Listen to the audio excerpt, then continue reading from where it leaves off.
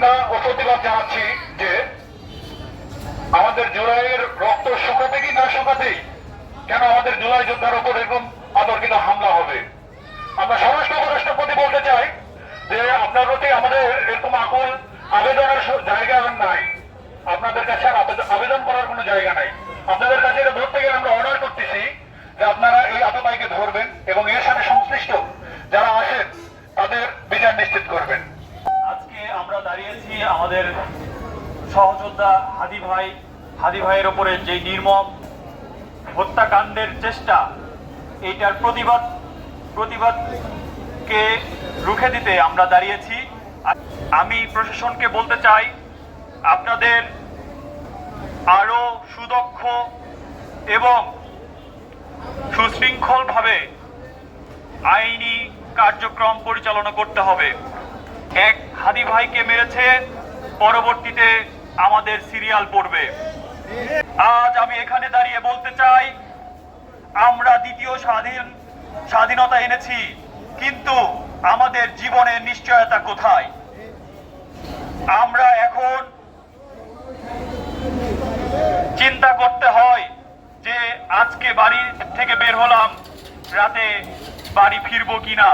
আমাদের বাবা মারা এই চিন্তায় যিনি রয়েছেন উনি শুধুমাত্র আলু পেঁয়াজ নিয়েই পড়ে আছেন। সঠিক কোন প্রকার প্রশাসনিক কার্যক্রম আমরা চোখে দেখছি না। অতি দ্রুত যারা প্রত্যক্ষ দোষী তাদেরকে ধরে আইনি আওতায় আনার অনুরোধ জানাচ্ছি। না হলে আমাদের জুলাই এখনো শেষ হয়নি। আমরা বলে দিতে চাই, আমরা পুনরায় জাগ্রত হব এবং এবার জুলাইয়ে আমরা দ্বিগুণ হব। আমি হাদি ভাইয়ের সুস্থতা কামনা করে প্রশাসনকে আমি বলতে চাই, স্বরাষ্ট্র মন্ত্রণালয়কে বলতে চাই, আপনাদের কাছে যথেষ্ট তথ্য থাকা সত্ত্বেও আমাদের জুলাই যোদ্ধা যারা আছে তাদেরকে কেন নিরাপত্তা দিতে পারছেন না? এটা আমি অবশ্যই তাদের কাছে কৈফিয়ত চাচ্ছি এবং আপনাদের কাছে হাদি ভাইয়ের সুস্থতা কামনা করছি এবং আপনারা সবাই মন থেকে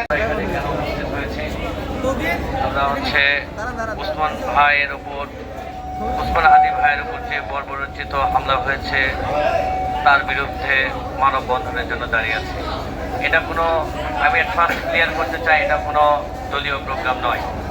এটা হচ্ছে জনগণের।